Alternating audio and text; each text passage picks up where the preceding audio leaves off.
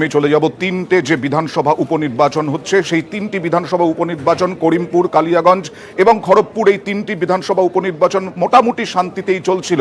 কিন্তু কিছুক্ষণ আগেই আমরা আপনাদেরকে দেখাচ্ছি, কিছুক্ষণ আগে থেকেই জয়প্রকাশ মজুমদার, যিনি বিজেপি প্রার্থী করিমপুরের, তাকে বেধড়ক মারধর করা হলো। আপনারা দেখছেন সেই ছবি, বেধড়ক মারধর করা হলো এবং অভিযোগ, তার সঙ্গে আমরাই প্রথম কথা বলেছিলাম জয়প্রকাশ মজুমদারের সঙ্গে, তিনি অভিযোগ করেছেন তৃণমূল কংগ্রেসের দুষ্কৃতীরা, তার অভিযোগ তৃণমূল কংগ্রেস আশ্রিত দুষ্কৃতীরাই এই ঘটনা ঘটিয়েছে। আপনারা দেখছেন কিভাবে মারা হচ্ছে জয়প্রকাশ মজুমদার, করিমপুরের বিজেপি প্রার্থী জয়প্রকাশ মজুমদারকে বেশ কয়েকজন মিলে তিনি ঘিয়াঘাটের একটি বুথে গিয়েছিলেন, সেই সময় তার উপর হামলা চলে এবং ঝোপের মধ্যে ফেলে দেওয়া হয়, তাকে লাথি মারা হয়, ঘুষি মারা হয়, বেধড়ক মারধর করা হয় জয়প্রকাশ মজুমদারকে। জয়প্রকাশ মজুমদারের সঙ্গে এরপরেই আমরা কথা বলেছিলাম, তার অভিযোগ তৃণমূল আশ্রিত দুষ্কৃতীরাই এই ঘটনা ঘটিয়েছে।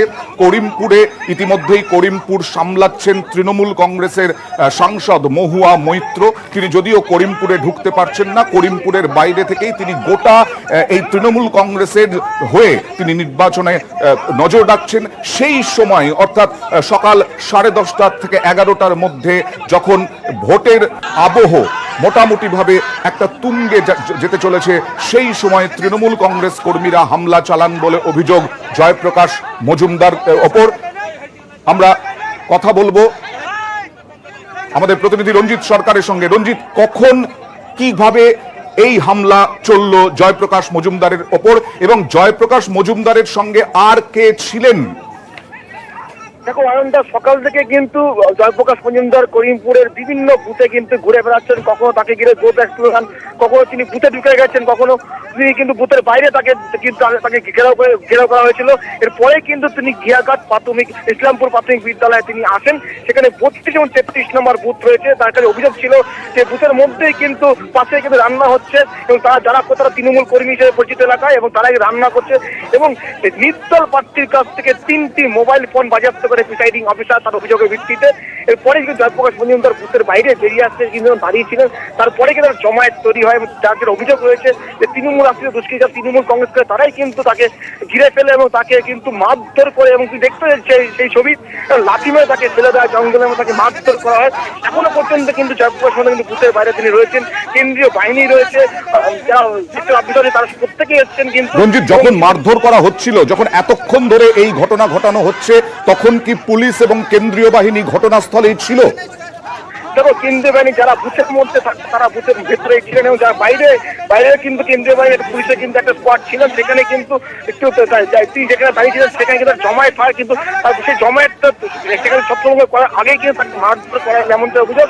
এরপরে কিন্তু কেন্দ্রীয় বাহিনী লাঠিচার্জ করে কিন্তু ছত্রভঙ্গ করে যারা জমায়েত করেছেন এবং জয়প্রকাশ কিন্তু এখনো পর্যন্ত কিন্তু তিনি বুথের বাইরে রয়েছেন। তার যেটা অভিযোগ রয়েছে যে যারা করেছে তারা কিন্তু তৃণমূল আশ্রিত দুষ্কৃতী, তৃণমূল কংগ্রেস করে তারা। রঞ্জিত, জয়প্রকাশ মজুমদারের নিজস্ব ব্যক্তিগত নিরাপত্তা রক্ষী রয়েছে, তারা কি করছিলেন সেই সময়, তাদের কি ভূমিকা ছিল?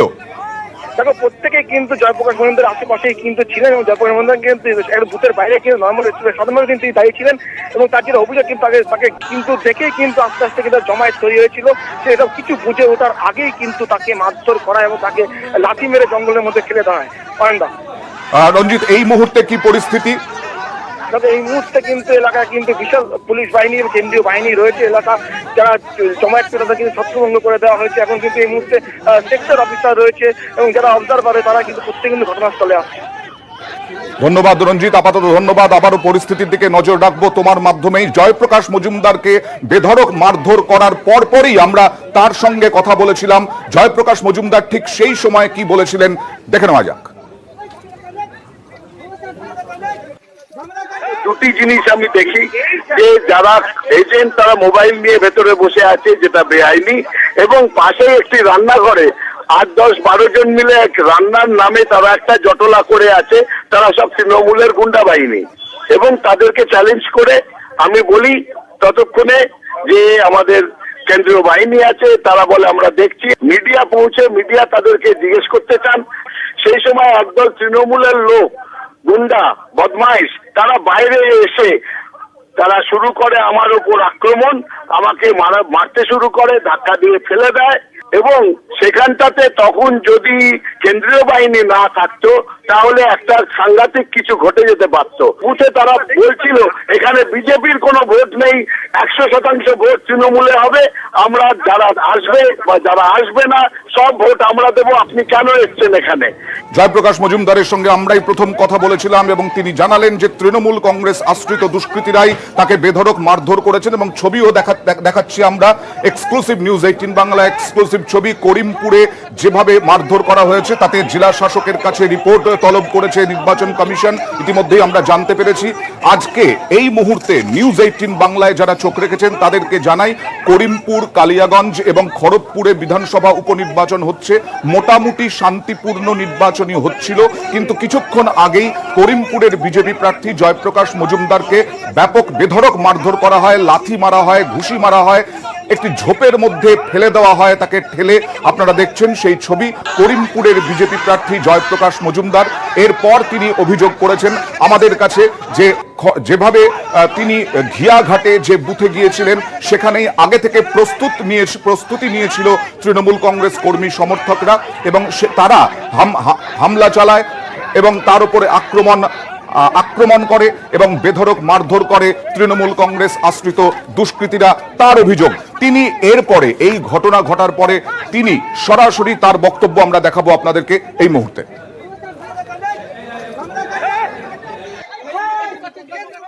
তৃণমূলের গুন্ডামি, এটা হচ্ছে তৃণমূল গুন্ডামি দিয়ে এইসব ভোট লুট করছে। আপনারা দেখছেন বারবার এইসব জায়গায়, আর যে এটা বলেছে সব পালাচ্ছে।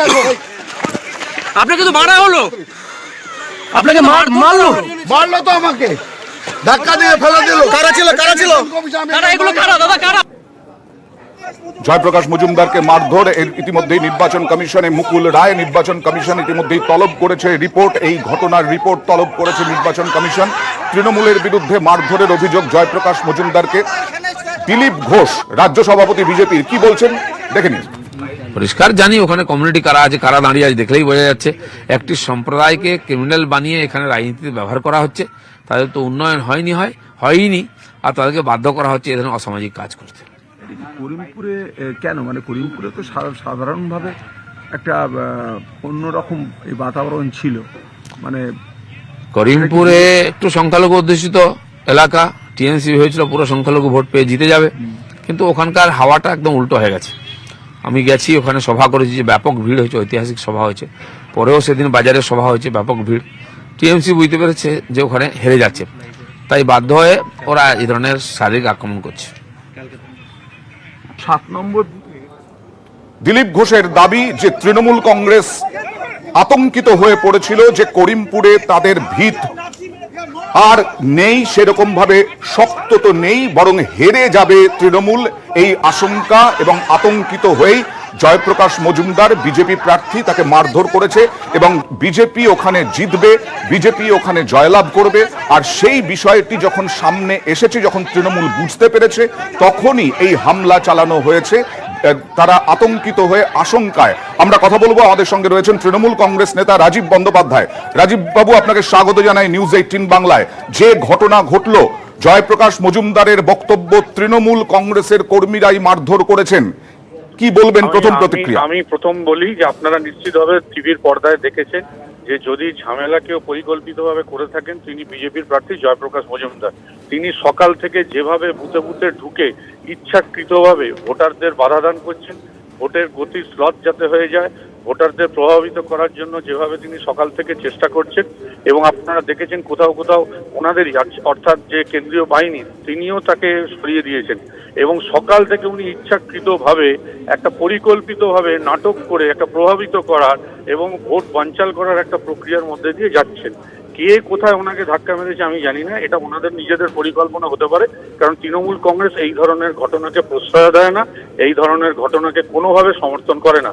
এই যদি আমাদের আস্থা আমাদের ভোটারদের উপরে আছে, সাধারণ মানুষের উপরে আছে, আমাদের ভরসা সাধারণ ভোটারদের গণদেবতাদের প্রতি আছে, এবং আমরা নিজেরা জানি, কেন আমরা জানি এটা আমাদের জেতা জায়গা, আমরা কোনো ঝামেলা করতে যাব না। বরঞ্চ যারা পরাজিত, যারা ভাবছে যে আমরা পরাজিত হব, অর্থাৎ ভারতীয় জনতা পার্টি যারা বুঝেছে জনসমর্থন নেই, তাদের সংগঠন নেই, মানুষের সমর্থন নেই বলে সকাল থেকে ইচ্ছাকৃতভাবে একটা ভোট প্রক্রিয়াটাকে বানচাল করার জন্য এসব পরিকল্পনা করেছে। রাজীববাবু, কিছুক্ষণ আগে দিলীপ ঘোষের সঙ্গে আমাদের কথা হচ্ছিল, তিনি আবার বলছেন যে আসলে তৃণমূল কংগ্রেস এখন আতঙ্কিত, বুঝতে পেরেছে তৃণমূল কংগ্রেস হেরে যাবে এবং সেই কারণেই তৃণমূল কংগ্রেস কর্মীরা জয়প্রকাশ মজুমদারের উপরে হামলা চালিয়েছে। কে আতঙ্কিত সে তো প্রার্থীর বডি ল্যাঙ্গুয়েজ দেখেই বোঝা যাচ্ছে, প্রার্থীর কর্মকাণ্ড দেখেই বোঝা যাচ্ছে কারা আতঙ্কিত, কারা পরাজয়ের আগেই পরাজিত হয়ে গেছে সেটা তো বোঝাই যাচ্ছে। সেই কারণেই তো ইচ্ছা করে কোথাও আমাদের তো কোথাও দৌড়াতে হচ্ছে না, আমরা তো মানুষের উপরে ভরসা রেখেছি, মানুষ উৎসবের মেজাজে লম্বা লাইন দিয়ে ভোট দিচ্ছে, আমাদের তো কোথাও ভোটের গতি স্লথ করার জন্য বা ভোট প্রক্রিয়াকে প্রভাবিত করার জন্য বা বানচাল করার জন্য তো আমরা কিছু করছি না। যিনি করছেন সকাল থেকে ঘুরে বেড়াচ্ছেন, সেটা আপনাদের চ্যানেল কেন সব জায়গায় দেখাচ্ছে, ওই একটি মাত্র জায়গা যেখানে উনি বিভিন্ন জায়গায় চেষ্টা করছেন পুরো প্রক্রিয়াটাকে স্তব্ধ করে দিতে, সেটা তো মানুষ দেখেছে। সুতরাং কারা আতঙ্কিত সে তো কিন্তু রাজীববাবু, জয়প্রকাশ মজুমদার যেখানে যেখানেই যাচ্ছেন সেখানেই তাকে গো ব্যাক স্লোগান, সেখানেই লাঠি চালানো হয়েছে, পুলিশও লাঠি চালিয়েছে কারণ ছত্রভঙ্গ করতে। জয়প্রকাশ মজুমদারকে ঘিরেই বা এত গো ব্যাক স্লোগান, বিক্ষোভ কেন? শুনুন, আমার মনে হয় গো ব্যাক বিক্ষোভ কোথাও দেখাচ্ছে তৃণমূল কংগ্রেস দিয়েছে, কোথাও আছে কি তৃণমূল কংগ্রেস দিয়েছে? কেন এমনি জয়প্রকাশ বাবু বাইরে থেকে এসে ওখানে ভোট করছে, এমনি মানুষ ন্যাচারালি একটা বহিরাগত হিসাবে তার একটা রয়েছে। এবার সাধারণ মানুষ যদি তাতে ক্ষোভ বিক্ষোভ দেখে, তাতে তৃণমূল কংগ্রেসের কোনো ভূমিকা নেই। আমি আবার বলছি, আমাদের কোথাও কোনো রাস্তায় নামার প্রয়োজনই নেই, কারণ আমাদের মানুষের উপরে আস্থা আছে। এতদিন মানুষের আস্থা অর্জন করে তৃণমূল কংগ্রেস ক্ষমতায় রয়েছে, মানুষের ভরসাতেই আমরা এখানে রয়েছি, সুতরাং আমরা তাদের উপরে ভরসা রেখেছি, আমাদের এসব করার দরকার হবে না। তিনি এইসব করছেন, সাধারণ মানুষ যারা ভোটার তারা ভয় পাচ্ছে, তারা ভাবছে আমরা ভোট দেবো লাইনে দাঁড়িয়ে, আর ইনি ঘন ঘন এসে এইভাবে বিরক্ত করে যাচ্ছেন। ন্যাচারালি এটা হয়তো ভোটারদের মধ্যে একটা কোনো প্রতিক্রিয়া হতে পারে, এর সাথে রাজনৈতিক দল তৃণমূল কংগ্রেস কোনোভাবে দায়ী নয়, জড়িত। ধন্যবাদ। রাজীব বন্দ্যোপাধ্যায় তৃণমূল কংগ্রেসের পর্যবেক্ষক, নদিয়ার পর্যবেক্ষক। তার দাবি সাধারণ মানুষ অর্থাৎ ভোটাররা জয়প্রকাশ মজুমদারের যে অস্বাভাবিক চালচলন তাতেই ক্ষুব্ধ এবং তাতে সাধারণ মানুষই বিক্ষোভ দেখাচ্ছেন জয়প্রকাশ মজুমদারকে ঘিরে। এবং রাজীব বন্দ্যোপাধ্যায়ের বক্তব্য, সেই কারণেই তৃণমূল কংগ্রেস কর্মীরা নন, সাধারণ মানুষ ভোটাররা নাকি জয়প্রকাশ মজুমদারকে ঘিরে বিক্ষোভ দেখিয়েছেন। এই মারধরের ঘটনার সঙ্গে তৃণমূল কংগ্রেস কোনোভাবেই জড়িত নয় বলে দাবি নদিয়া জেলার পর্যবেক্ষক তৃণমূল কংগ্রেস নেতা রাজীব বন্দ্যোপাধ্যায়ের। আপনারা দেখছেন সেই ছবি, আরো একবার আপনাদের সামনে তুলে ধরছি। নিউজ 18 বাংলায় এই মুহূর্তে যারা চোখ রেখেছেন তাদের জন্য জানাই, আজ 3টি বিধানসভা উপনির্বাচন হচ্ছে। সেই 3টি বিধানসভা উপনির্বাচনের মধ্যে অন্যতম কেন্দ্র করিমপুর। নদিয়ার করিমপুরে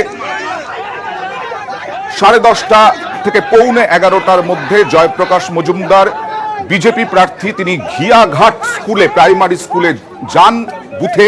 সেই সময় অভিযোগ তৃণমূল কংগ্রেস কর্মীরা তার উপরে হামলা চালান এবং বেধড়ক মারধর করা হয়, লাথি ঘুষি মেরে তাকে ঝোপের মধ্যে ফেলে দেওয়া হয় জয়প্রকাশ মজুমদার।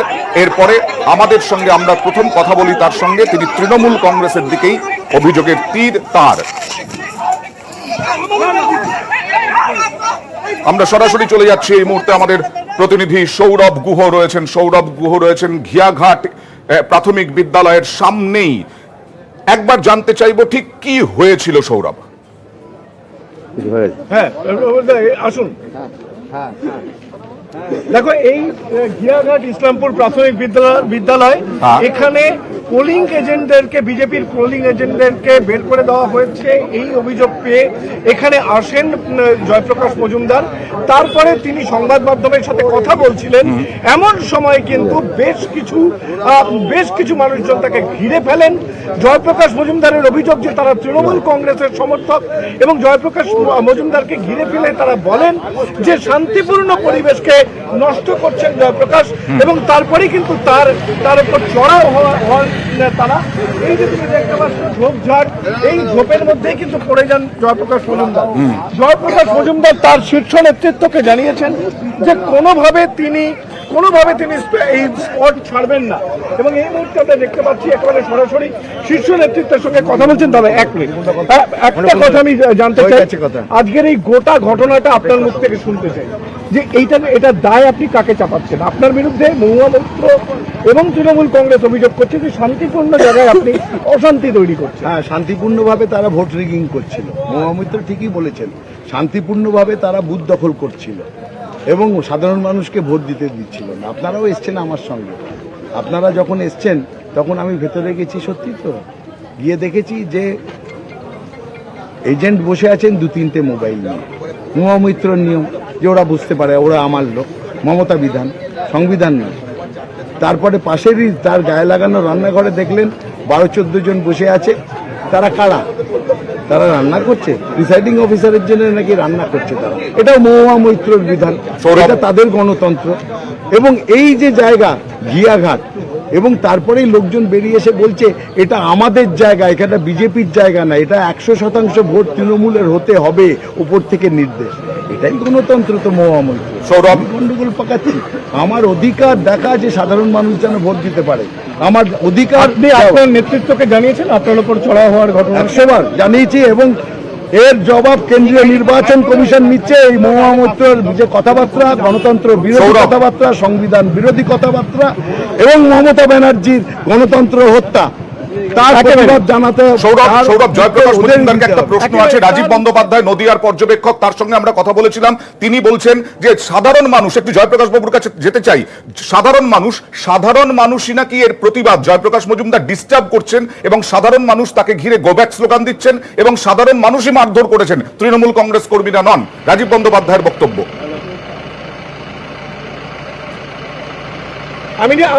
আমি সরাসরি তোমার প্রশ্নটা নিয়ে ওনার কাছে যাচ্ছি।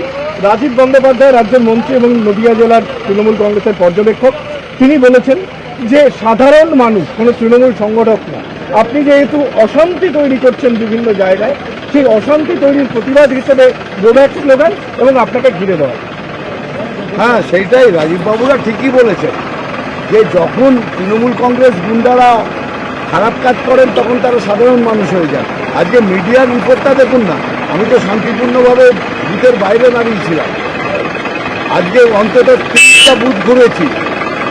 রাজীব বাবুরা গুন্ডাবাহিনী পুষবেন আর তারা মারলে বলবেন সাধারণ মানুষের অশান্তি। এই সাধারণ মানুষ যেদিন তৃণমূলকে নেবে তখন কিন্তু সেটা একটা ভয়ঙ্কর দিন হবে। ঘটনাটা হচ্ছে এখানে মানুষের ভোটের অধিকার প্রত্যেক মানুষ প্রত্যেকে দেবে। এখানে বাহুবলের জায়গাটা প্রত্যেকে আসছে। এই সাধারণ মানুষরা আজকে তারা সন্ত্রাস করবে, সেটাকে কি ওনারা সাপোর্ট করছেন?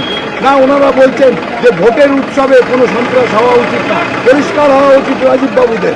আজকে একদিনের এক মাকে ঠিক পালায় না। আজকে এখানটাতে এই করিমপুরে আজকে কেন ভয় পেয়েছেন ওনারা? মানুষের সমর্থন নেই বলেই তো ভয় পেয়েছেন, তাই জন্যই তো সন্ত্রাস করতে হচ্ছে, তাই জন্যই তো পুলিশের বেতন খেতে হচ্ছে ওনাদের সাপোর্টারদের। তারা পালাচ্ছেন কেন? তারা যদি সাধারণ মানুষ হয় তারা পালাচ্ছেন কেন? তারা এখানে দাঁড়িয়ে বলতেন আপনারা সাধারণ মানুষ। যেই যখন পুলিশ আসলো তারা পালালেন কেন? তারা কেন তৃণমূলের স্লোগান দিচ্ছেন? তারা কেন বলছেন আমার সামনে দাঁড়িয়ে, আপনাদের ক্যামেরার সামনে দাঁড়িয়ে যে এই বুথ হচ্ছে 100% তৃণমূলের, বিজেপির জায়গা নেই, বিজেপি একটা ভোট আমরা দিতে দেবো না? কিসের জন্য? মানুষ ভোট দেবে। তৃণমূল ঠিক করার কে? 100% না 60% না 70%? মানুষ ভোট দেবে। রাজীব বাবুরা গণতন্ত্র ভুলে গেছেন, আর এই গণতন্ত্র ভুলে যাওয়া হচ্ছে খুব একটা খারাপ ইঙ্গিত। গণতন্ত্রকে ভুলে গেলে বুদ্ধদেব বাবুর যা হয়েছিল, মমতা দেবী আর রাজীব বাবুদের তাই হবে সামনের দিন, তাই অপেক্ষা করছে। তুমি শুনলে অয়নদা, গণতান্ত্রিক সংস্কৃতি ভুলে গেছে তৃণমূল কংগ্রেস, তাই এই ঘটনা ঘটছে। এবং জয়প্রকাশ মজুমদারের দাবি যে মাটি সরে যাচ্ছে পা থেকে তৃণমূল কংগ্রেসের, তাই এই অশান্তি তারা করছেন। আর অন্যদিকে তৃণমূল কংগ্রেসের সর্বস্তরের নেতা কর্মীরা তারা কিন্তু সরবে এই অভিযোগে যে ইচ্ছাকৃতভাবে শান্তি বিঘ্নিত করছেন জয়প্রকাশ মজুমদার। সব মিলিয়ে করিমপুরে কিন্তু টান টান উত্তেজনা এখনো পর্যন্ত রয়েছে। ধন্যবাদ, আপাতত ধন্যবাদ।